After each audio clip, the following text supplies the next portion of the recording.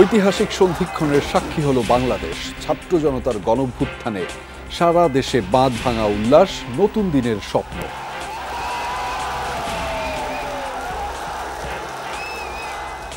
জান্নাতে গেলে যে শান্তি পাওয়া যায় তার চাইতে বেশি আমি শান্তি পাচ্ছি এখন। ছাত্ররা সবসময় অন্যায়ের প্রতিবাদ করেছে, ভবিষ্যতে করবে।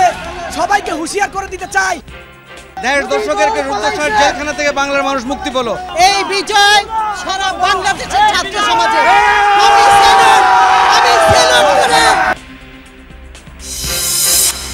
সংসদ বিলুপ্ত হবে, অন্তর্বর্তী সরকার গঠন করে দ্রুত নির্বাচনের ব্যবস্থা করা হবে, জাতির উদ্দেশ্যে ভাষণে রাষ্ট্রপতি।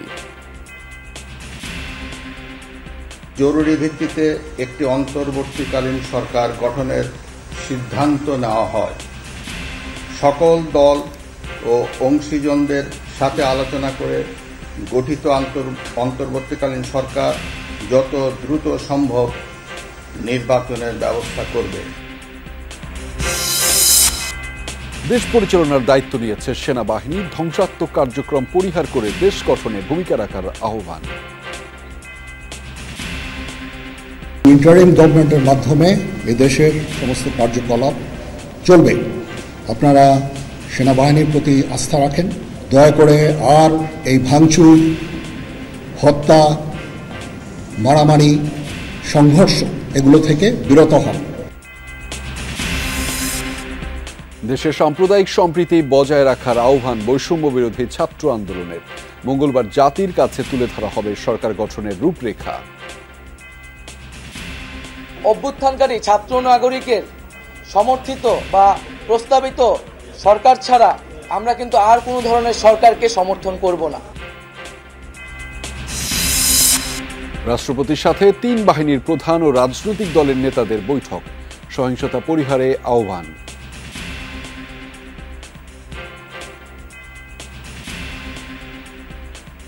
দেশনেত্রী বেগম খালেদা জিয়াকে অবিলম্বে কোনো কালক্ষেপ না করে তাকে মুক্তি দেওয়া হবে। সেই সঙ্গে মুক্তি দেওয়া হবে সেই সমস্ত নেতা কর্মী, ছাত্র নেতা যাদেরকে অন্যায়ভাবে গত ১ জুলাই থেকে বন্দী করে রাখা হয়েছে। যেই সমস্ত খারাপ কাজকে আমরা ঘৃণা করি সেগুলি নিজেরা কেউ করবেন না, যারা করে তাদেরকে বাধা দেন। স্বাধীনতা যুদ্ধের উদ্দেশ্য ছিল একটি বৈষম্য বিরোধী একটি দেশ তৈরি করা, যেখানে ন্যায় বিচার ভিত্তিক সমাজ থাকবে। এই আওয়ামী লীগ সরকার এটাকে মেনে নেয়নি। পদত্যাগ করে দেশ ছেড়েছেন শেখ হাসিনা। সামরিক হেলিকপ্টারে ভারতে গণভবন প্রধানমন্ত্রীর কার্যালয়ে ঢুকে পড়েছে সাধারণ জনতা।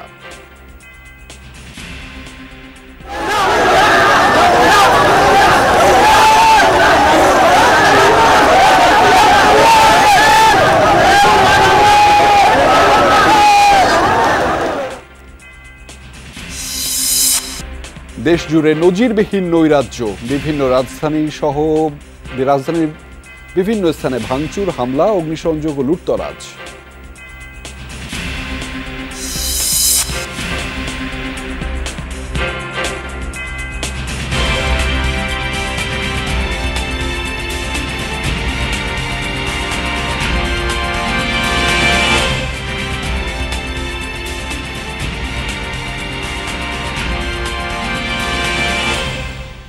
দর্শক, আমন্ত্রণ যমুনা নিউজে, আপনাদের সাথে আছে আমি আহমেদ রেজা।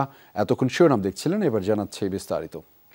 বাঙালির সব আবেগ যেন উছলে পড়ল আজ ঢাকার রাস্তায়। পথে পথে শুধু মানুষ আর মানুষ। কারো হাতে লাল সবুজের পতাকা, কেউ বা মাথায় বেঁধেছেন লাল কাপড়। রক্তক্ষয়ী আন্দোলনে জয়ের উচ্ছ্বাস তাদের চোখে মুখে, যেন পরাধীনতার শিকল ভাঙার আনন্দ আয়োজন। ন্যায়ভিত্তিক, বৈষম্যহীন, দায়িত্বশীল নাগরিকের একটি বাংলাদেশেই কামনা সবার। সহকর্মী আখলাকুস সাফা জানাচ্ছেন বিস্তারিত। নিজ দেশে বুক ভরে শ্বাস নেয়ার উল্লাস। এই প্রজন্মের ৭১ দেখা হয়নি, সোমবার দেখল ইতিহাসের সবচেয়ে বড় গণমিছিল।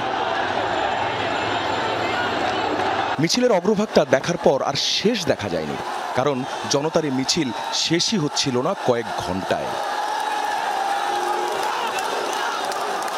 বাঁধভাঙা উচ্ছ্বাসে ফেটে পড়া এই মানুষগুলোর কেউ ছাত্র, কেউ শিক্ষক, অভিভাবক, কেউ দিনমজুর, ডাক্তার কিংবা প্রকৌশলী বা অন্য পেশার, সবার চোখে মুখে যেন একই বার্তা, জয় হয়েছে জনতার।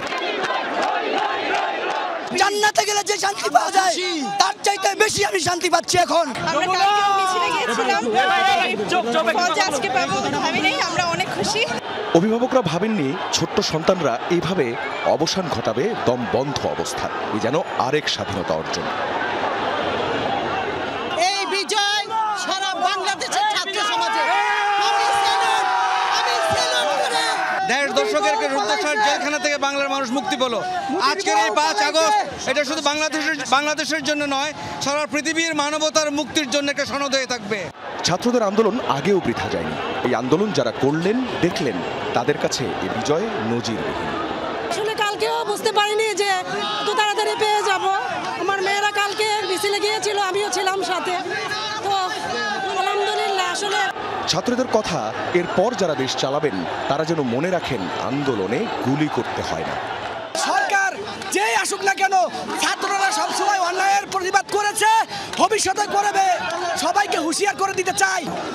পাড়া মহল্লার প্রতিটি মানুষের যে অংশগ্রহণ এবং এক দফা দাবিতে তাদের যে একাত্ম অবস্থান ছিল, সেই অবস্থানেরই একটি ফলাফল আজ দেখা যাচ্ছে। সকালের মিছিল দুপুরে পরিণত হয় গণমিছিলে, আর বিকেলে পুরো রাজধানীর সব মানুষই যেন নেমে আসেন রাস্তায়। আখলাক মুস্তাফা, যমুনা নিউজ, ঢাকা। সংবিধান অনুযায়ী সংসদ বিলুপ্ত করে দ্রুত অন্তর্বর্তীকালীন সরকার গঠন করা হবে। সেই সরকারের অধীনে দ্রুত একটি নির্বাচনের ব্যবস্থা করা হবে বলে জানিয়েছেন রাষ্ট্রপতি মোহাম্মদ শাহাবুদ্দিন। রাতে জাতির উদ্দেশ্যে দেয়া ভাষণে একথা বলেছেন তিনি। এ সময় রাষ্ট্রপতি বলেন, বিএনপি চেয়ারপারসন খালেদা জিয়া সহ সকল রাজবন্দীদের মুক্তি দেয়া হবে। প্রতিহিংসা ভুলে দেশকে এগিয়ে নিতে দল মত সকলকে ঐক্যবদ্ধভাবে এগিয়ে যাওয়ার আহ্বান জানিয়েছেন রাষ্ট্রপতি। প্রধানমন্ত্রীর পদত্যাগ ও বৈষম্য বিরোধী ছাত্র আন্দোলনে সৃষ্ট পরিস্থিতিতে আজ বঙ্গভবনে 3 বাহিনীর প্রধান এবং বিভিন্ন রাজনৈতিক দলের নেতৃবৃন্দ, সুশীল সমাজের প্রতিনিধি ও বৈষম্য বিরোধী ছাত্র আন্দোলনের কয়েকজন সমন্বয়কদের সাথে আলোচনা হয়। শুরুতেই সেনাপ্রধান বিরাজমান সার্বিক পরিস্থিতি ও রাজনৈতিক দলগুলোর সাথে তার আলোচনা সম্পর্কে আমাকে অবহিত করেন। রাজনৈতিক নেতৃবৃন্দ এ সময় তাদের বক্তব্য তুলে ধরেন। সভায় বৈষম্য বিরোধী ছাত্র আন্দোলনের নিহত শহীদদের স্মরণে শোক প্রস্তাব গৃহীত হয়। এছাড়া জরুরি ভিত্তিতে একটি অন্তর্বর্তীকালীন সরকার গঠনের সিদ্ধান্ত নেওয়া হয়। সকল দল ও অংশীজনদের সাথে আলোচনা করে গঠিত অন্তর্বর্তীকালীন সরকার যত দ্রুত সম্ভব নির্বাচনের ব্যবস্থা করবে। বৈষম্য বিরোধী ছাত্র আন্দোলন ও বিভিন্ন মিথ্যা মামলায় আটক সহ সকল বন্দীদের মুক্তি দেওয়া হবে। বৈষম্য বিরোধী ছাত্র আন্দোলনের নিহতদের পরিবারদের ক্ষতিপূরণ প্রদান ও আহতদের সুচিকিৎসার প্রয়োজনীয় সকল সহায়তা দেওয়া হবে। সর্বসম্মতিক্রমে বিএনপির চেয়ারপারসন বেগম খালেদা জিয়াকে মুক্তি দেওয়ার সিদ্ধান্ত নেওয়া হয়। প্রিয় দেশবাসী, আমি দেশের আইন শৃঙ্খলা পরিস্থিতি স্বাভাবিক করতে এবং লুপ্তরাজ ও ধ্বংসাত্মক কর্মকাণ্ড বন্ধ করতে রাজনৈতিক দলগুলোর প্রতি আহ্বান জানাচ্ছি। জনগণের জানমাল ও রাষ্ট্রীয় সম্পদ রক্ষায় সশস্ত্র বাহিনীকে কঠোর পদক্ষেপ নেওয়ার নির্দেশ প্রদান করছি। সাম্প্রদায়িক সম্প্রীতি ও সংখ্যালঘুদের নিরাপত্তা নিশ্চিত করতে এবং সরকারি সম্পত্তি রক্ষায় সকলকে এগিয়ে আসার আহ্বান জানাচ্ছি। দেশের অর্থনীতি, প্রশাসন ও শিল্প কল কারখানা চালু রাখার লক্ষ্যে সকলকে কার্যকর ভূমিকা রাখার আহ্বান জানাই। ছাত্র নেতৃবৃন্দ ও শিক্ষকদের সাথে আলোচনা সাপেক্ষে অতি শীঘ্রই শিক্ষা প্রতিষ্ঠানগুলি খুলে দেওয়া হবে। এছাড়া যারা হত্যা ও সহিংসতার সাথে জড়িত নিরপেক্ষ তদন্তের মাধ্যমে তাদেরকে আইনের আওতায় আনা হবে। গণপ্রজাতন্ত্রী বাংলাদেশের সংবিধান অনুযায়ী অনতি বিলম্বে বর্তমান সংসদ বিলুপ্ত করা হবে। দেশের সকল অফিস আদালত আগামীকাল থেকেই স্বাভাবিকভাবেই চলবে।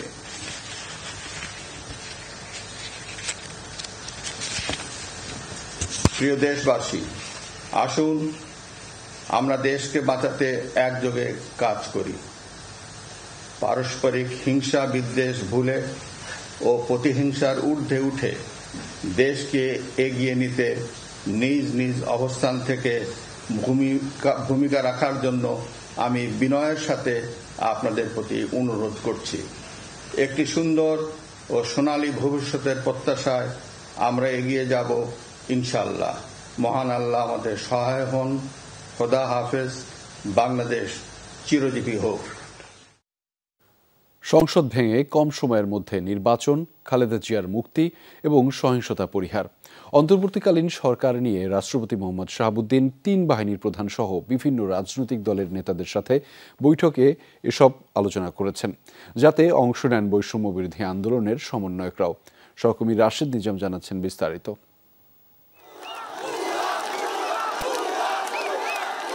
অশান্ত রাজপথ, অস্থির রাজনীতি। দেশের ভবিষ্যৎ নিয়ে গোটা জাতির চোখ বিকেল থেকে বঙ্গভবনে।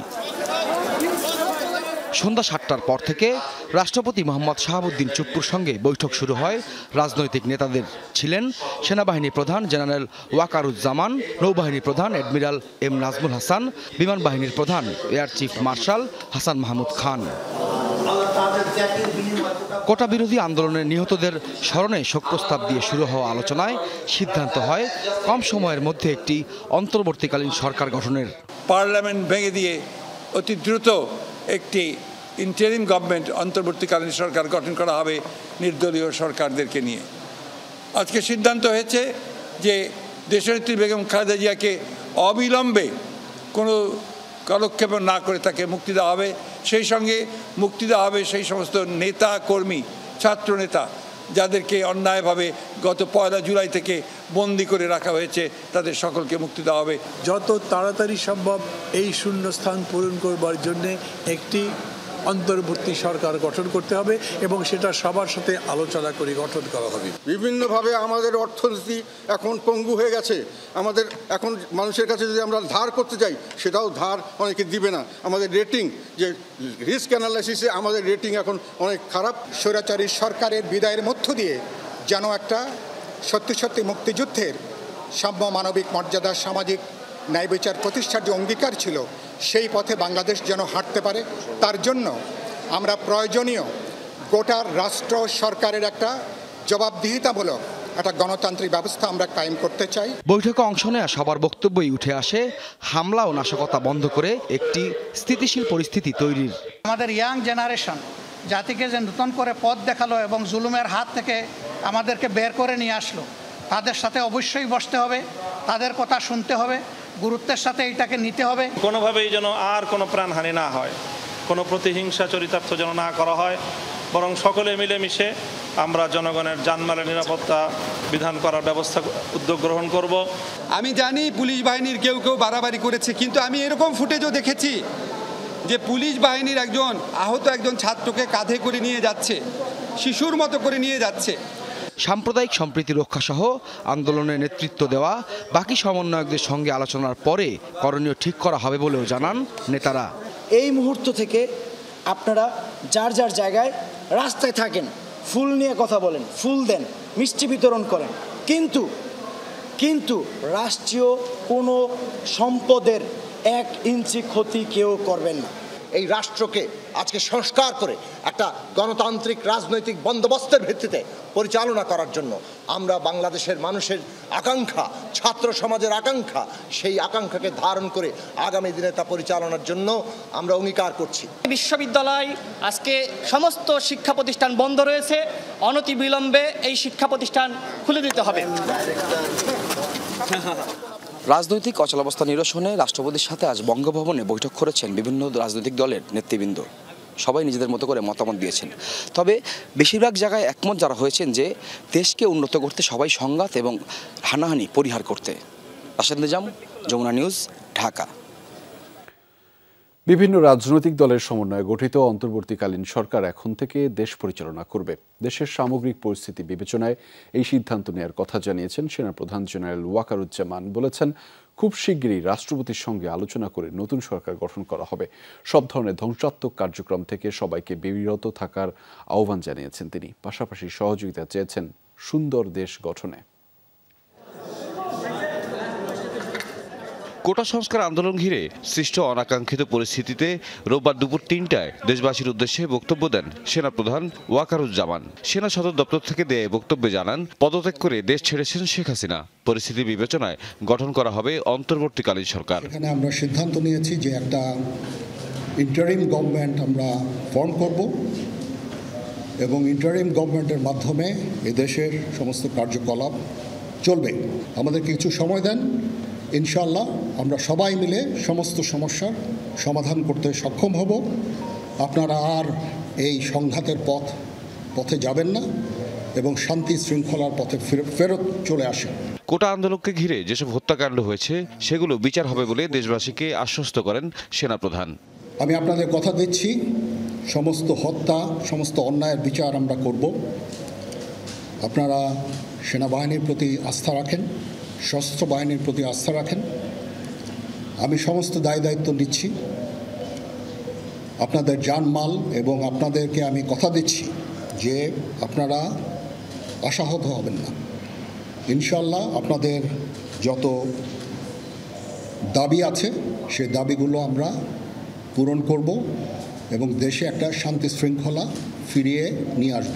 জানান, বিভিন্ন রাজনৈতিক দলের সঙ্গে আলোচনার ভিত্তিতে দেশের বৃহত্তর স্বার্থে এই সিদ্ধান্ত নেওয়া হয়েছে। সমস্ত দলের প্রধান দলের নেতারা এখানে উপস্থিত ছিলেন। আমি ওনাদের ইনভাইট করেছিলাম এখানে। ওনারা ভেরি নাইস অফ দেম যে ওনারা এসেছেন অ্যান্ড আমরা একটা সুন্দর আলোচনা করেছি। আজকে এখানে জামাতের আমির ছিলেন, আমাদের বিএনপির শীর্ষস্থানীয় নেতৃবৃন্দ এখানে ছিলেন, জাতীয় পার্টির নেতৃস্থানীয় নেতৃবৃন্দ এখানে ছিলেন, এবং সুশীল সমাজ, এবং এখানে ডক্টর আসিফ নজরুল উনি নিজেও ছিলেন এখানে, এবং উনি আমার সামনেই উনি সমস্ত ছাত্রদেরকে একটা সুন্দর বার্তাও দিয়েছেন এবং আমি আশা করি যে ছাত্ররা সেই বার্তা শুনে ওনাকে সবাই শ্রদ্ধা করে। এখানে আওয়ামী লীগের কেউ ছিল না, আওয়ামী লীগের কেউ ছিল না। সবাইকে শান্ত থেকে সব ধরনের ধ্বংসাত্মক কার্যক্রম থেকে বিরত থাকার আহ্বান জানান তিনি। আপনারা আমার সাথে সহযোগিতা করেন, দয়া করে আর এই ভাঙচুর, হত্যা, মারামারি, সংঘর্ষ এগুলো থেকে বিরত হন। আমি নিশ্চিত যে আপনারা যদি আমার কথা মতো চলেন, আমাদের সাথে যদি একসাথে যদি কাজ করি আমরা, নিঃসন্দেহে আমরা একটা সুন্দর পরিণতির দিকে আমরা অগ্রসর হতে পারব। বলেন, সংঘাত সহিংসতা করে নয়, সবাই মিলে দেশকে এগিয়ে নিতে হবে। মারামারি করে এই সংঘাতের মাধ্যমে আমরা আর কিছু অ্যাচিভ করতে পারবো না। দয়া করে আপনারা সমস্ত ধ্বংসযজ্ঞ, সমস্ত অরাজকতা, সমস্ত সংঘর্ষ থেকে বিরত হন। তাওহিদ মিথুন, যমুনা নিউজ, ঢাকা। বিজয়ের এই সময়ে সবাইকে ধৈর্য ধরার এবং শান্ত থাকার আহ্বান জানিয়েছেন বৈষম্য বিরোধী ছাত্র আন্দোলন। উল্লাসের এই সময় যেন কেউ ধ্বংসাত্মক কাজ করতে না পারে সে বিষয়ে ছাত্র জনতাকে সজাগ থাকার আহ্বানও জানিয়েছেন তারা। জানিয়েছেন সন্ধ্যায় এক ব্রিফিংয়ে তারা বলেন, আগামী 24 ঘন্টার মধ্যে অন্তর্বর্তীকালীন সরকারের রূপরেখা ঘোষণা করবে বৈষম্য বিরোধী ছাত্র আন্দোলন। ব্রিফিংয়ে সমন্বয়করা বলেন, এখনই চূড়ান্ত বিজয় আসেনি, ফ্যাসিবাদী ব্যবস্থার পতন না হওয়া পর্যন্ত মাঠে থাকবে বৈষম্য বিরোধী ছাত্র আন্দোলন। সব ধরনের সহিংসতা রুখে দেওয়ারও আহ্বান জানিয়েছেন সমন্বয়করা। কোটা সংস্কারের দাবিতে বৈষম্য বিরোধী ছাত্র আন্দোলনের ব্যানারে সূচনা হয়েছিল এই আন্দোলনের, যা পরে রূপ নেয় ছাত্র জনতার গণ অভ্যুত্থানে। এই বিজয়ের পর রাজধানীর তেজগাঁওয়ের একটি ভবনে একসাথে মিলিত হয়েছিলেন বৈষম্য বিরোধী ছাত্র আন্দোলনের কয়েকজন সমন্বয়ক। নিজেদের সাথে কথা বলার পর মুখোমুখি হন গণমাধ্যমের সাথে। এই ছাত্র নাগরিক অভ্যুত্থানটিকে আমরা আমাদের যে আন্দোলনের শহীদ এবং হতাহত এবং মুক্তিকামী ছাত্র জনতাকে উৎসর্গ করছি। বলেন এখনো চূড়ান্ত বিজয় আসেনি, দ্রুত একটি অন্তর্বর্তীকালীন সরকারের রূপরেখা তৈরি করা হবে বলে জানান নাহিদ ইসলাম। আমরা একটি অন্তর্বর্তীকালীন জাতীয় সরকারের প্রস্তাব করব। সেই জাতীয় সরকারে অভ্যুত্থানকারী ছাত্র নাগরিকদের অংশ থাকবে এবং সমাজের যে নাগরিক সমাজ সহ যে নানান পেশাজীবী এবং নানান ধরনের পক্ষ রয়েছে সকলের প্রতিনিধিত্ব নিশ্চিত করে তাদের সাথে আলোচনার মাধ্যমে আমরা একটা অন্তর্বর্তীকালীন জাতীয় সরকারের রূপরেখা এবং নাম, সেই সরকারে কারা কারা থাকবে সেই নামগুলো ঘোষণা করব। বর্তমান পরিস্থিতির সুযোগ নিয়ে কেউ যেন রাষ্ট্রীয় সম্পদ স্থাপনায় আগুন দিতে না পারেন সেই বার্তা দিয়েছেন সমন্বয়করা। একই সাথে সংখ্যালঘু কেউ যেন হামলার শিকার না হন সেই আহ্বান রাখেন সবার প্রতি। এই দেশ আমার, এই রাষ্ট্রীয় সম্পদ আমাদের, সেক্ষেত্রে কেউ যাতে কোনো ধরনের লুটপাট, সাম্প্রদায়িক হামলা, কোনো ধরনের উস্কানিতে কান না পাতে মুক্তিকামী ছাত্র জনতাকেই সতর্ক থাকতে হবে এবং দেশের সম্পদ রক্ষা করতে হবে। আন্দোলন করতে গিয়ে যারা আটক হয়েছেন তারা সহ গেল 16 বছরে যত রাজনৈতিক নেতাকর্মীকে কারারন্তিন করা হয়েছে তাদের মুক্তি দাবি করেছেন সমন্বয়করা। এই যে তারা একটি গণহত্যার সাথে জড়িত এবং এর আগেও পিলখানা হত্যাকাণ্ড থেকে শুরু করে বিভিন্ন গণহত্যা, গুম, খুন, মানবাধিকার লঙ্ঘন, ভোটাধিকার লঙ্ঘনের সাথে তারা জড়িত। এর অবশ্যই বিচারের ব্যবস্থা করতে হবে। ফ্যাসিবাদী ব্যবস্থা থাকলে আবারও দেশে শেখ হাসিনার জন্ম নিতে পারে, আবারও যে কোনো সরকার ফ্যাসিবাদী কিংবা স্বৈরাচারী রূপ ধারণ করতে পারে। দেশ ছেড়ে পালিয়ে গেলেও সব হত্যা, গুম, খুনের বিচারের দাবিও জানান সমন্বয়করা। তারা বলেন বিশ্ববিদ্যালয়ের হলগুলো আর কোনো রাজনৈতিক ছাত্র সংগঠনের নিয়ন্ত্রণে থাকবে না, তা নিশ্চিত করবে বৈষম্য বিরোধী ছাত্র আন্দোলন। হলে গিয়ে প্রবেশ করবে এবং বিশ্ববিদ্যালয়ে নিজেদের অবস্থান রাখবেন। আরিফুর রহমান সবুজ, যমুনা নিউজ, ঢাকা। বৈষম্য বিরোধী ছাত্র আন্দোলনের এক দফা দাবির মুখে শেষ পর্যন্ত প্রধানমন্ত্রীর পদ থেকে পদত্যাগ করেছেন শেখ হাসিনা, গিয়েছেন ভারতে। এর আগে ছোট বোন শেখ রেহানাও দেশ ছেড়েছেন। বৈষম্য বিরোধী ছাত্র আন্দোলন সরকার পদত্যাগের এক দফা দাবিতে রূপ নেয়ার একদিন পরই পতন হলো আওয়ামী লীগ নেতৃত্বাধীন সরকারের। প্রধানমন্ত্রী হিসেবে পদত্যাগ করলেন শেখ হাসিনা। এরপর বেলা 2:30টার দিকে একটি সামরিক হেলিকপ্টার তাকে নিয়ে যাত্রা করে। এর আগেই দেশ ছাড়েন ছোট বোন শেখ রেহানাও। হেলিকপ্টারটি ভারতের উদ্দেশ্যে ছেড়ে যায় বলে জানা গেছে। মাননীয় প্রধানমন্ত্রী পদত্যাগ করেছেন এবং এখন একটা ইন্টারিম গভর্নমেন্ট ফর্ম করে আমরা আমাদের কার্যক্রম পরিচালনা করব। বিতর্কিত ও ভোটারবিহীন নির্বাচনের মাধ্যমে গত 7 জানুয়ারি টানা চতুর্থবারের মতো প্রধানমন্ত্রী হিসেবে শপথ নিয়েছিলেন শেখ হাসিনা, কিন্তু গণ আন্দোলনের মুখে শেষ পর্যন্ত পদত্যাগ করে দেশ ছাড়তে হলো তাকে। আলমগীর স্বপন, যমুনা নিউজ, ঢাকা। উল্লাস আর উচ্ছ্বাসের বন্যা বইছে সারা দেশে, নেমেছে লাখো লাখো কোটি কোটি জনতা। ইতিহাসের সাক্ষী হতে কারফিউ ভেঙেই সড়কে উৎসব করছে সবাই। সর্বস্তরের মানুষের মুখে শুধু কেবলই হাসি। বাঁধভাঙায় উচ্ছ্বাস যেন আরও একটি মুক্তির বিজয়।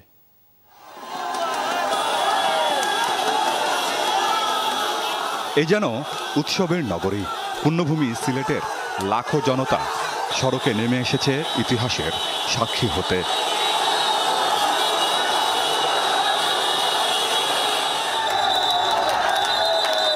কারফিউ ভেঙে চট্টগ্রাম শহরে নেমে আসে সর্বস্তরের জনগণ। সকলের মাঝে বহুদিনের চাপা ক্ষোভ এটা আজকে প্রকাশ করার সুযোগ পেয়েছে সবাই। এখন আমাদের দাবি হলো আমরা যে গণহত্যা হয়েছে এগুলোর বিচার চাই। আমাদের দাবি সফল হইল ভাই, আমরা যেটা চেয়েছিলাম সেটা আমরা পেয়েছি। নতুন যে সরকার আসবেন, যিনি আসবেন, ওনাদের জন্য একটা চ্যালেঞ্জ থাকবে যে জনগণের সরকার চাচ্ছে বারবার বাংলাদেশ। বাঁধভাঙা উচ্ছ্বাস আর উল্লাস ছিল রাজশাহীতে। স্বাধীন বাংলাদেশ যেন আরো ভালোভাবে আমরা সামনের দিকে আগায় নিয়ে যেতে পারি, এই প্রত্যাশা সবসময় থাকবে। এমন দিনে ঘরে বসে থাকেনি নওগাঁর মানুষ।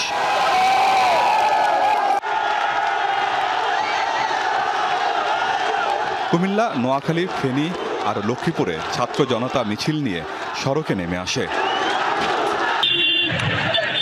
উত্তর ও পশ্চিমাঞ্চলের জেলায় দিনভর উল্লাস করেছে স্থানীয়রা। সড়কের এই মিছিলে অংশ নেয় সব বয়সী মানুষ।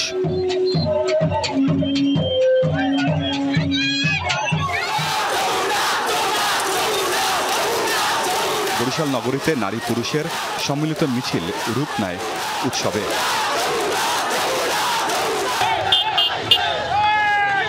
সকাল 11টা থেকে দলে দলে লোকজন জড়ো হতে থাকে রংপুর নগরীতে। সিপাহী জনতা অভ্যুত্থানের খবর ছড়িয়ে পড়তেই উল্লাসে ফেটে পড়ে গোটা শহর।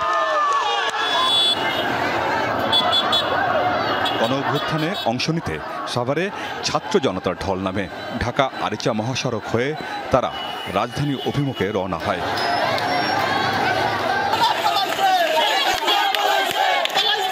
বিজয় উল্লাস চলেছে নারায়ণগঞ্জ, নরসিংদী, মুন্সিগঞ্জ, গাজীপুর সহ ঢাকার আশপাশের জেলাগুলোয়। উদযাপনের এই ক্ষণে সামিল হন ছেলে, বুড়ো, নারী, শিশু সবাই। আমিন বাবু, যমুনা নিউজ। দুপুরের পরপরই গণভবনের নিরাপত্তা ভেঙে ভেতরে প্রবেশ করে বিক্ষুব্ধ জনতা। মূল গেট ছাড়াও আশপাশের দেয়াল ভেঙে ও টপকে চলে যায় নারী পুরুষ সবাই। হাজার মানুষের ভিড়ে নিরাপত্তা তো দূরে থাক, প্রধানমন্ত্রীর বাসভবনই ছিল চেনা দায়। এ সময় গণভবনের মালামাল লুট করে নিয়ে যায় বিক্ষুব্ধ জনতা। কেউ অসৎ উদ্দেশ্যে, কেউ বা আবার ক্ষোভ ঝাড়েন মালামাল নিয়ে। সহকর্মী রাসেল আহমেদ জানাচ্ছেন এসবের বিস্তারিত।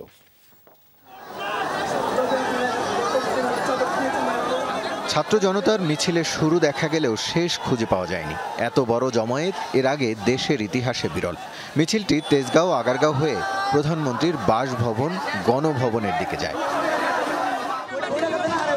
বেলা ৩টার দিকে বাঁধ ভেঙে যায় জনসমুদ্রের।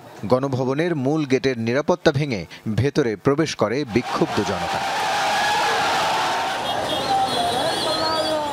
ভেঙে ফেলা হয় সীমানা প্রাচীর, কেউ কেউ দেয়াল টপকে কাঁটাতার পেরিয়েও ভেতরে প্রবেশ করে।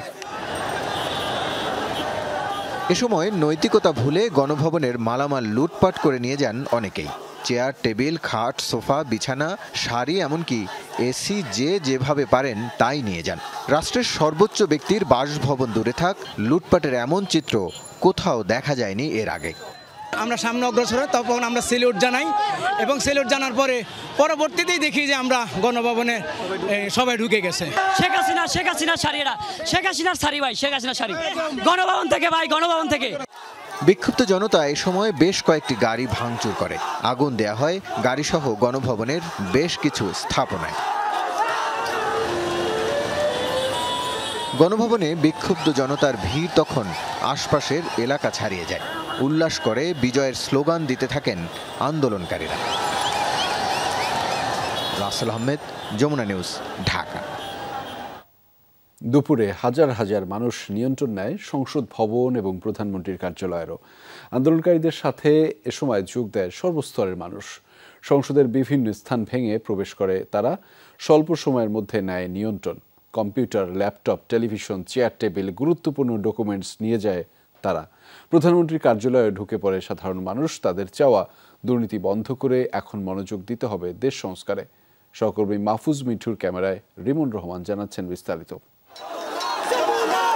দুপুর 1:30টার পর থেকেই সংসদ ভবন এলাকায় প্রবেশ করতে থাকে মানুষ। প্রবেশ করে লোহার উঁচু প্রাচীর টপকে।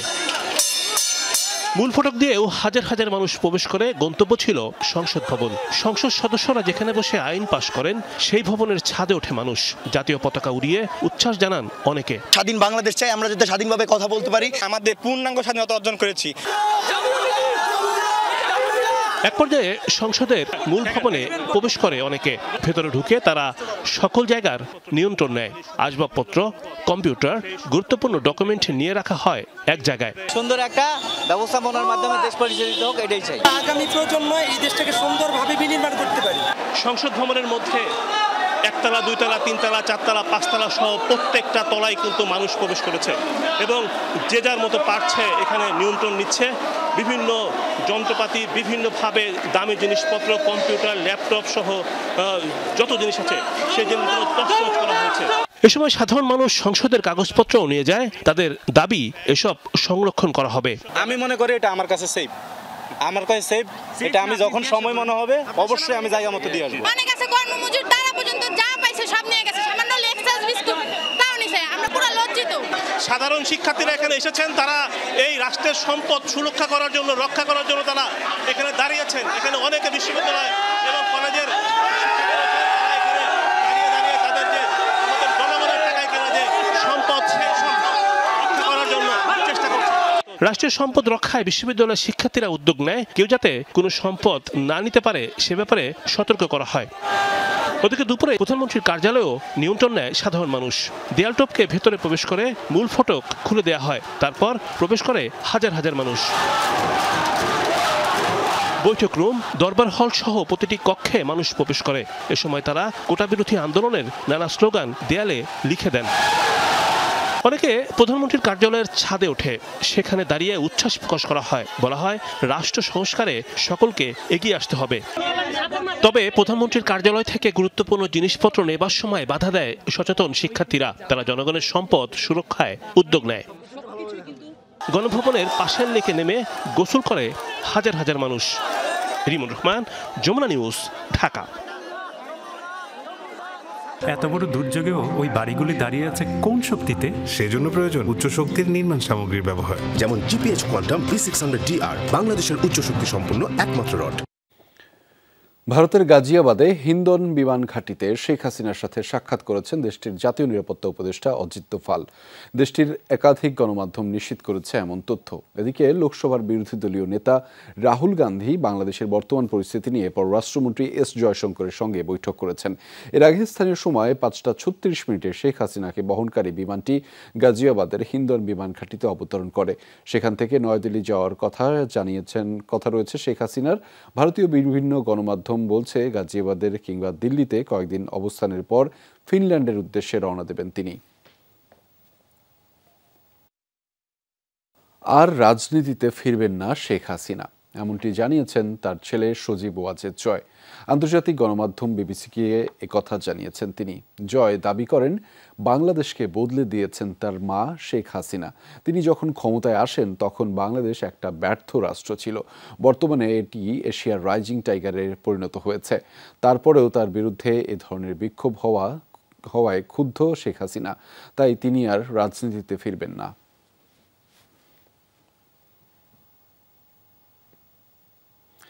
শেখ হাসিনা পদত্যাগ করে দেশ ছেড়ে পালিয়ে যাওয়ার পর আন্দোলনকারী লাখো ছাত্র জনতার আক্রোশের শিকার হয়েছে রাজধানীর বেশ কয়েকটি থানা। ঘণ্টার পর ঘণ্টা অবরোধের পর হামলা, ভাঙচুর এবং আগুন দিয়ে জ্বালিয়ে দেওয়া হয়েছে থানা ভবন।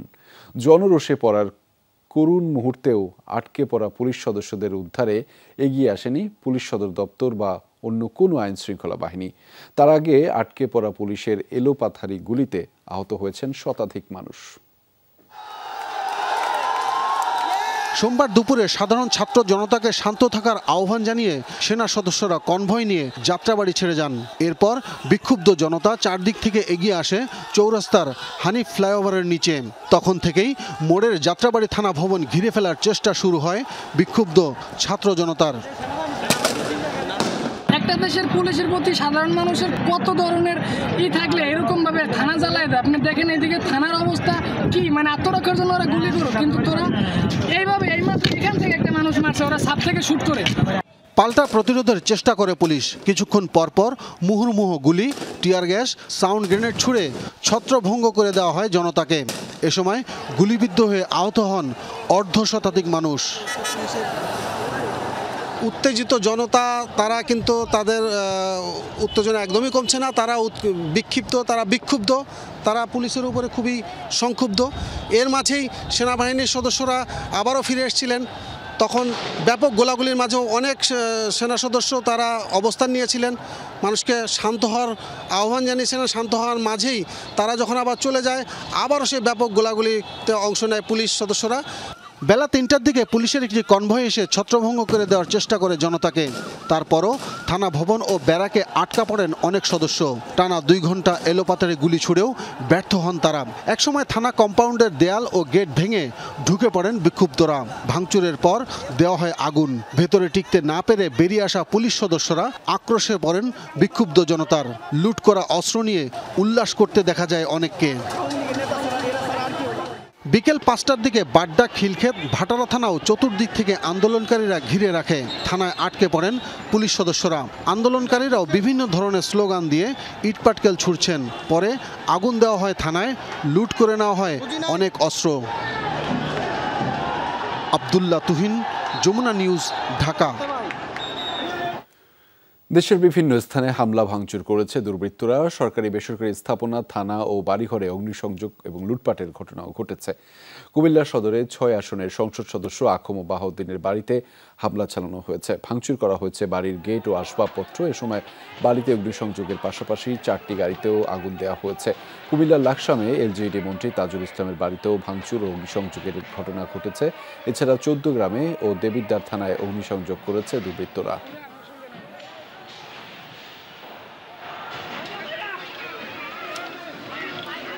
ব্রাহ্মণবাড়িয়ায় বিকেলে সদর থানায় হামলা চালিয়েছে দুর্বৃত্তরা। ভাঙচুর করা হয়েছে থানার ভেতরে। এরপর অগ্নিসংযোগ করা হয়েছে কসবায় আইনমন্ত্রী আনিসুল হকের বাড়িতে হামলা ও ভাঙচুরে চালানো হয়েছে।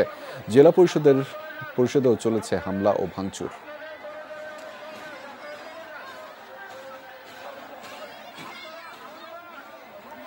ঢাকার ধামরাই থানায় হামলা চালিয়ে ভেতরে থাকা গাড়িতে আগুন দেওয়া হয়েছে। ভাঙচুর করা হয়েছে থানাতে। আশুলিয়া থানাতেও হামলা ও অগ্নিসংযোগ করেছে দুর্বৃত্তরা।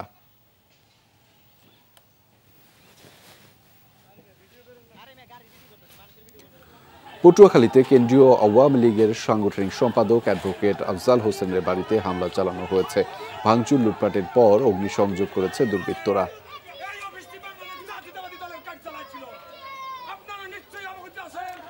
চট্টগ্রামের সীতাকুণ্ডে 4 আসনের সংসদ সদস্য SM আল মামুনের বাসভবনে হামলা ও আগুন দেওয়া হয়েছে। মিরেরসরাইয়ে বাংলাদেশ আওয়ামী লীগের সিনিয়র প্রেসিডিয়াম সদস্য ইঞ্জিনিয়ার মোশাররফ হোসেনের বাড়িতেও হামলা চালানো হয়েছে। কোতোয়ালি থানায় হামলা চালিয়ে ভাঙচুর করেছে বিক্ষুব্ধ জনতা। এ সময় সাজোয়া যান ও পুলিশের গাড়িতে আগুন দেয় দুর্বৃত্তরা। লালদিঘিতেও কারাগারে হামলা চালানোর চেষ্টা করে বিক্ষুব্ধ জনতা। এ সময় কারা পুলিশের সাথে ধাওয়া পাল্টা ধাওয়ার ঘটনা ঘটে।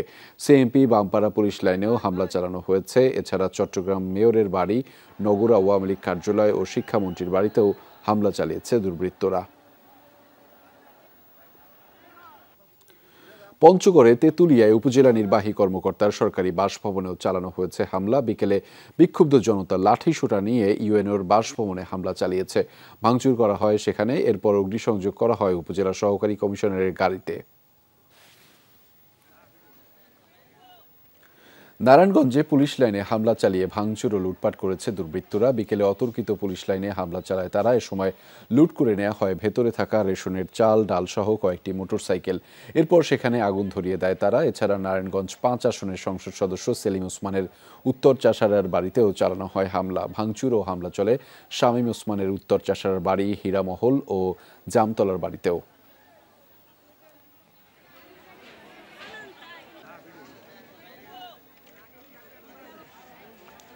কুষ্টিয়ায় মডেল থানায় অতর্কিত হামলা চালিয়েছে দুর্বৃত্তরা। ভেতরে থাকা অস্ত্র ও গাড়ি লুট করে নিয়ে যায়। এরপর আগুন দেওয়া হয় থানায়। বেশ কয়েকজন পুলিশ সদস্যের সময় আহত হয়েছেন। ঝালকাঠিতে বাসুন্ডা নদী তীরে বীর নিবাসে হামলা ও ভাঙচুর চালানো হয়েছে। দুর্বৃত্তরা বীর নিবাসে ঢুকে ভাঙচুর করে আসবাবপত্র মারধর করে বীর নিবাসের বাসিন্দাদের। এ সময় যমুনা টেলিভিশনের ঝালকাঠি প্রতিনিধি দুলাল সাহাকে লাঞ্ছিত করে তারা। রূপগঞ্জে সাবেক পাট ও বস্ত্র মন্ত্রী গোলাম দস্তগীর গাজীর বাসভবনেও হামলা চালিয়েছে বিক্ষুব্ধ জনতা। ভাঙচুরের পাশাপাশি সেখানে লুটপাট চালিয়েছে তারা। এছাড়া তার পূর্বাচলের বাড়ি ও গাজী টায়ার কারখানাতেও হামলা চালিয়ে অগ্নিসংযোগ করা হয়েছে।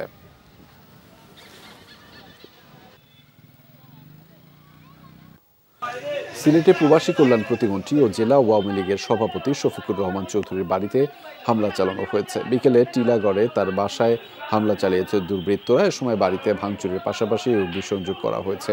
এছাড়া মেয়র আনোয়ারুজ্জামান চৌধুরীর বাসায়ও ভাঙচুর অগ্নিসংযোগ করেছে দুর্বৃত্তরা। নাটোরে সংসদ সদস্য শফিকুল ইসলাম শিমুল ও তার ভাইয়ের বাড়িতে হামলা চালিয়েছে, অগ্নিসংযোগ করেছে। এ সময় বিক্ষুব্ধ জনতা। বিকেলে তাদের বাড়িতে আগুন দেওয়া হয়। এছাড়া জেলা আওয়ামী লীগের কার্যালয় ও তথ্য ও যোগাযোগ প্রতিমন্ত্রী জুনায়েদ আহমেদ পলকের বাড়িতেও ভাঙচুর করেছে দুর্বৃত্তরা।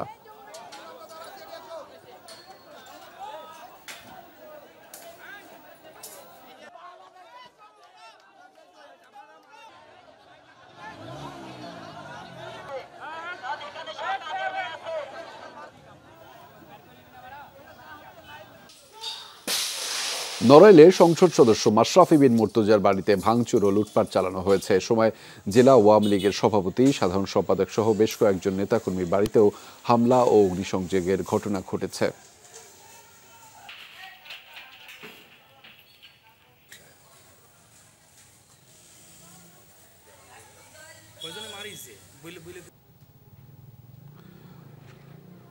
ভাঙচুর ও অগ্নিসংযোগ করা হয়েছে মুন্সিগঞ্জেও। বিকেলে সদর থানা, ট্রাফিক পুলিশ ও পৌরসভা ভবনে অগ্নিসংযোগ করে হামলাকারীরা। এছাড়াও ভাঙচুর চালানো হয় জেলা আওয়ামী লীগের কার্যালয় ও স্থানীয় আওয়ামী লীগের নেতাকর্মীদের বাড়িতে।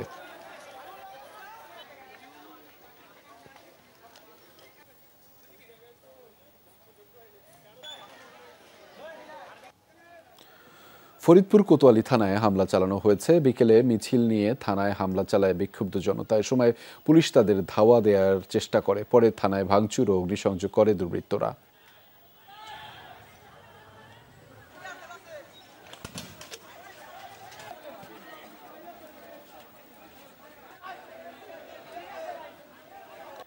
মেহেরপুরে সংসদ সদস্য ও জনপ্রশাসন মন্ত্রীর বাড়িতে ভাঙচুর ও অগ্নিসংযোগ করা হয়েছে। এর আগে জেলা আওয়ামী লীগের কার্যালয়েও আগুন দেওয়া হয়। এছাড়া জেলা জজ কোর্টের পাবলিক প্রসিকিউটরের বাড়িসহ বেশ কিছু স্থাপনায় ভাঙচুর করেছে দুর্বৃত্তরা।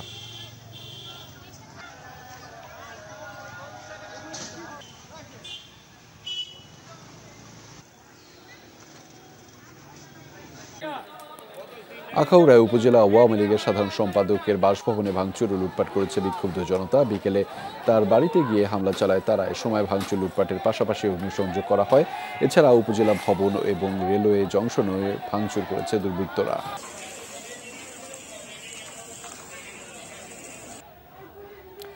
হবিগঞ্জের বানিয়াচংয়ে আন্দোলনকারীদের সঙ্গে পুলিশের সংঘর্ষে 6 জন নিহত হয়েছেন। পুলিশ সহ আহত হয়েছেন অন্তত 2 শতাধিক। সকালে বৈষম্য বিরোধী ছাত্র আন্দোলনের একটি মিছিল বড় বাজার এলাকা থেকে থানার দিকে আসতে থাকে। ঈদগাহ এলাকায় আন্দোলনকারীদের বাধা দেয় পুলিশ। এ সময় আন্দোলনকারীরা পুলিশকে লক্ষ্য করে ইট পাটকেল ছুড়তে থাকলে police rubber bullet, tear shell, sound grenade ছুড়ে পরিস্থিতি নিয়ন্ত্রণের চেষ্টা করে। এক পর্যায়ে পুলিশ পিছু হটলে আন্দোলনকারীরা থানা ঘেরাও করে হামলা চালায়। পরে হতাহতদের হাসপাতালে নেওয়া হলে উপজেলা স্বাস্থ্য কর্মকর্তা ডাক্তার শামীমা আক্তার 5 জনকে মৃত ঘোষণা করেন। অর্ধশতাধিক মানুষকে উন্নত চিকিৎসার জন্য সিলেট ও হবিগঞ্জ জেলা সদর হাসপাতালে পাঠানো হয়েছে।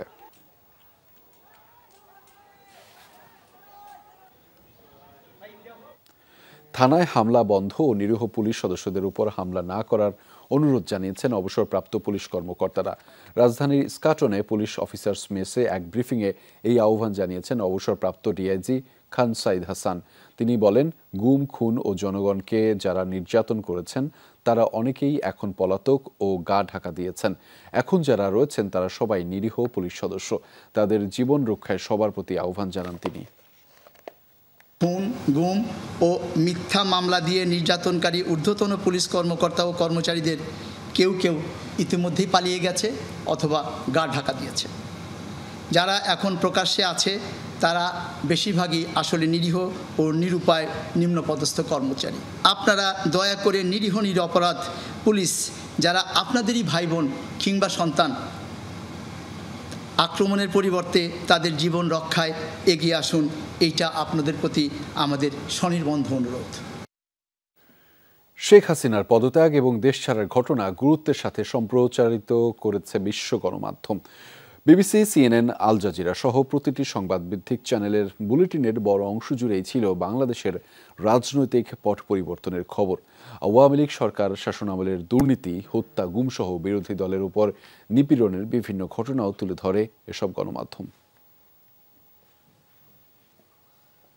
পদত্যাগের পর পালিয়েছেন শেখ হাসিনা, এমন শিরোনাম করেছে ব্রিটিশ গণমাধ্যম বিবিসি। আন্তর্জাতিক সংবাদ মাধ্যমে বিস্তারিত তুলে ধরা হয় বাংলাদেশের রাজনৈতিক পট পরিবর্তনের ঘটনা। হাসিনার পতনে রাজপথে মানুষের উল্লাসের খবর তুলে ধরে বিবিসি, পাশাপাশি চলে সরাসরি সম্প্রচারও। শেখ হাসিনার ক্ষমতা ছাড়া এবং অন্তর্বর্তী সরকারের দায়িত্ব নেওয়ার সংবাদ গুরুত্বের সাথে তুলে ধরে আন্তর্জাতিক গণমাধ্যম আল জাজিরা। পাশাপাশি গেল কয়েকদিন ধরে আওয়ামী লীগ এবং এর অঙ্গ সংগঠনের হামলায় ছাত্র ও বেসামরিকদের নিহত হওয়া নিয়েও একাধিক স্টোরি প্রচার করা হয়। সরাসরি সম্প্রচারের পাশাপাশি চলে বিশ্লেষণও। সিএনএন, নিউ ইয়র্ক টাইমস সহ বিশ্বের গ্রহণযোগ্য সব গণমাধ্যমই গুরুত্বের সাথে প্রচার করে বাংলাদেশের রাজনৈতিক পট পরিবর্তনের ঘটনা। একই চিত্র ভারতীয় গণমাধ্যমের ক্ষেত্রেও। শেখ হাসিনার ক্ষমতা ছাড়ার ঘটনা নিয়ে নিরীক্ষাধর্মী বিভিন্ন সংবাদও প্রচার করা হয়। মীর মুশফিকা হাসান, যমুনা নিউজ। বেসরকারি টেলিভিশন ৭১ ও সময় টেলিভিশনের অফিসে হামলা চালিয়েছে দুর্বৃত্তরা। হামলা হয়েছে এটিএন বাংলা ও এটিএন নিউজেও। এই ৪টি বেসরকারি চ্যানেলের সম্প্রচার এই মুহূর্তে বন্ধ রয়েছে। বিকেলে সময় টিভিতে হামলা করে দুর্বৃত্তরা। প্রথমে কিছু উৎসুক জনতা BA উত্তম সিআর দত্ত রোডের নাসির ট্রেড সেন্টারের ৯ম ফ্লোরে হামলা চালায়। পরে ভাঙচুর চালিয়ে নাসির ট্রেড সেন্টারের নাম ফলক মুছে দেয় তারা। ভবন মালিকরা তাদের থামানোর চেষ্টা করলেও তা কাজে আসেনি। পরে সময় টিভির ফ্লোরে যাওয়ার চেষ্টা করেন তারা। বাধা দিলে লিফটে ভাঙচুর চালানো হয়।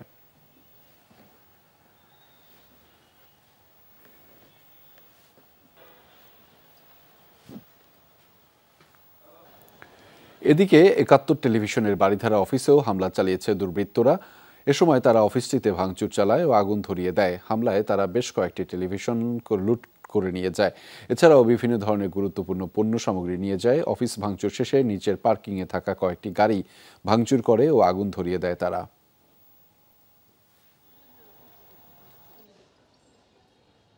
মঙ্গলবার সকাল থেকে বাংলাদেশের সব সরকারি, আধা সরকারি, স্বায়ত্তশাসিত, আধা স্বায়ত্তশাসিত বেসরকারি প্রতিষ্ঠান, কলকারখানা খোলা থাকবে। রাতে আন্তঃবাহিনীর জনসংযোগ পরিদপ্তর ISPR থেকে পাঠানো এক বিজ্ঞপ্তিতে এই তথ্য নিশ্চিত করা হয়েছে। এতে বলা হয়েছে, মঙ্গলবার চলমান কারফিউ সকাল ৬টা পর্যন্ত বলবৎ থাকবে। জনপ্রশাসন মন্ত্রণালয়ের ঘোষিত ৩ দিনের সাধারণ ছুটি পরিবর্তন করা হয়েছে। আগামীকাল মঙ্গলবার থেকে দেশের সকল স্কুল, কলেজ, শিক্ষা প্রতিষ্ঠান ও কলকারখানা খোলা রাখার নির্দেশনা দেওয়া হয়েছে। ISPR থেকে জানানো হয়েছে, সেনাবাহিনী প্রধান অতি শীঘ্রই সকল ছাত্র শিক্ষক প্রতিনিধির সাথে সরাসরি আলোচনায় বসবেন। বাংলাদেশের অন্তর্বর্তীকালীন সরকার গঠনের প্রক্রিয়াকে স্বাগত জানিয়েছে যুক্তরাষ্ট্র। সহিংসতা বন্ধে সব পক্ষকে শান্ত থাকার আহ্বান জানিয়েছে ওয়াশিংটন। নিয়মিত ব্রিফিংয়ে এমনটাই জানিয়েছেন মার্কিন পররাষ্ট্র দফতরের মুখপাত্র ম্যাথিউ মিলার। বাংলাদেশের প্রধানমন্ত্রী শেখ হাসিনা পদত্যাগ করেছেন। আমরা বাংলাদেশের পরিস্থিতি গভীরভাবে পর্যবেক্ষণ করছি। সহিংসতা পরিহারের জন্য আমরা সব পক্ষের প্রতি আহ্বান জানাচ্ছি। বাংলাদেশে অন্তর্বর্তী সরকার গঠনের যে প্রক্রিয়া শুরু হয়েছে তাতে আমাদের সমর্থন রয়েছে। বাংলাদেশের বর্তমান রাজনৈতিক পরিস্থিতি নিয়ে সবাইকে সতর্ক থাকার আহ্বান জানিয়েছেন পশ্চিমবঙ্গের মুখ্যমন্ত্রী মমতা বন্দ্যোপাধ্যায়। পাশাপাশি সাম্প্রদায়িক সম্প্রীতি বিনষ্ট হয় এমন কর্মকাণ্ড থেকেও বিরত থাকার আহ্বান জানিয়েছেন তৃণমূল কংগ্রেসের এই নেত্রী। সংযত থাকতে সকল রাজনৈতিক দলের নেতৃবৃন্দের প্রতি আহ্বানও জানিয়েছেন তিনি।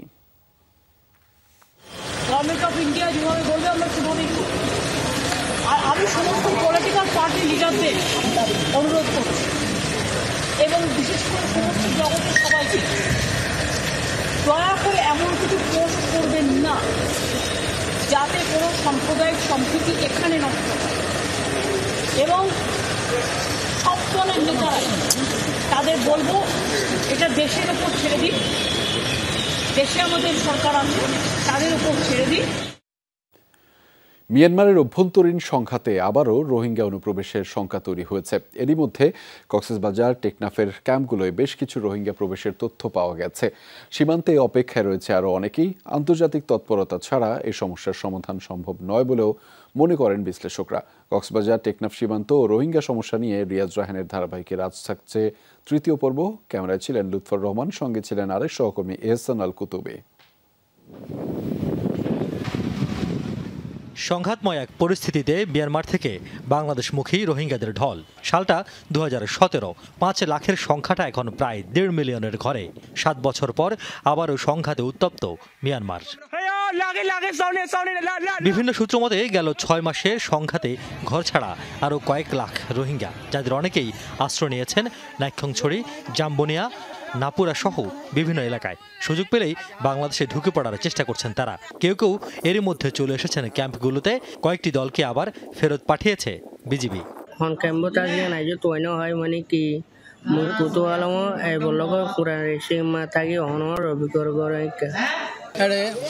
নিরাপত্তা না হিসাবে জানি পারি আন্তর্জাতিক সেই জন্য দিব যে জন্য দিব আর এখন যাইবার বাধ্যকতা বড় যুদ্ধ কি আর কেন জবিনার মাঝে চলা সৰু আর রোহিঙ্গা বাইব্রাদর কলা আছে ইনরে ডেইলি কাদা কুম খতম করে দে খারুয়াই হিনর ওর চলের বেশা বেশি মারি ফেলের আর দেখুন আছে মানুষ শুনে থাই না পারে তো তারা দুর্নীতির বর্তন বেশি মারা ধরা করে এদিকে মগ বাগিয়ে চাইলেও তারা মারে। নতুন করে রোহিঙ্গা অনুপ্রবেশ নিয়ে রীতিমতো আতঙ্কে স্থানীয়রা। রোহিঙ্গা প্রতিরোধ কমিটির নেতারা জানান, নতুন করে জনস্রোত ঠেকাতে সব পক্ষের সঙ্গে সমন্বয় করে কাজ চলছে। একটা রোহিঙ্গাও নতুন করে এখানে কি করতে না পারে, বাংলাদেশে অনুপ্রবেশ করতে না পারে, সেই দিয়ে আমরা সবসময় সতর্ক রয়েছি। সামনের দিনেও আমরা সতর্ক থাকব। তবুও আমি যেটা মনে করি, আমাদের চাইতে যারা ওখানে সীমান্তে যারা দায়িত্ব রয়েছে, বিশেষ করে বিজিবি, তাদেরকে আরও আন্তরিকভাবে রোহিঙ্গারা যাতে কোনোভাবে বাংলাদেশে অনুপ্রবেশ করতে না পারে সেটিভাবে তাদেরকে আরও কঠোর ব্যবস্থা নিতে হবে, সেটি আমাদের সবসময় দাবি থাকবে। স্থল ও জলসীমা দিয়ে অনুপ্রবেশ রোধে সীমান্তে টহল জোরদার করেছে বিজিবি, যদিও এ নিয়ে ক্যামেরার সামনে কথা বলতে রাজি হননি কেউই। বিশ্লেষকরা বলছেন, ঘটনার পরিক্রমায় 2017 সালের পুনরাবৃত্তি ঘটলে পরিস্থিতি মোকাবেলা করা কঠিন হবে বাংলাদেশের। মংডুতে একটু বড় ধরনের রোহিঙ্গাদের সেটেলমেন্ট আছে, তো অনুমান করা যায় যদি মিয়ানমারের সামরিক জান্তা এবং আরাকান আর্মির মধ্যে এই লড়াই কন্টিনিউ হয় এবং আরাকান আর্মি কন্টিনিউয়াসলি আরাকানের মানে যেটা রাখাইন রাজ্যের বিভিন্ন জায়গা দখল করে নেয়, তখন রোহিঙ্গাদের জন্য একটা অস্তিত্বের সংকট তৈরি হবে। তখন তারা বাধ্য হয়ে বাংলাদেশে আসার চেষ্টা করবে, কারণ ইন্টারন্যাশনালি যারা রিফিউজি হয়েছে এরকম ইতিহাস বলে, রিফিউজি হওয়ার জন্য অর্থাৎ অ্যাসাইলাম সিকার অর্থাৎ তার আশ্রয় প্রার্থীরা সবসময় তার নিকটস্থ বর্ডারটা ক্রস করে। তাই বাংলাদেশ সীমান্তে মানব ঝল রুখতে স্থলের চেয়ে জলভাগে বেশি নজর রাখার পরামর্শ বিশ্লেষকদের। 2017 সালে এই নাফ নদীকে ব্যবহার করেই মিয়ানমার থেকে সবচেয়ে বেশি সংখ্যক রোহিঙ্গা প্রবেশ করেছে বাংলাদেশে। আর এবার জান্তা বিদ্রোহী সংঘর্ষের পর আরও কয়েক লাখ রোহিঙ্গা বাংলাদেশে প্রবেশের জন্য ওপারে অপেক্ষা করার খবর বেরিয়েছে বিভিন্ন মাধ্যমে। যদিও বিজিবি এবং কোস্ট গার্ডের পক্ষ থেকে সতর্ক প্রহরা রয়েছে সীমান্ত অঞ্চলে, তবে শেষ পর্যন্ত এই ঢল ঠেকানো আদৌ যাবে কিনা সেটি এখন বড় প্রশ্ন। রিয়াজ রায়হান, যমুনা নিউজ, শাহপুরী দ্বীপ, টেকনাফ, কক্সবাজার। দর্শক, এই ছিল যমুনা নিউজে। এতক্ষণ আমাদের সাথে থাকার জন্য আপনাদের সবাইকে ধন্যবাদ।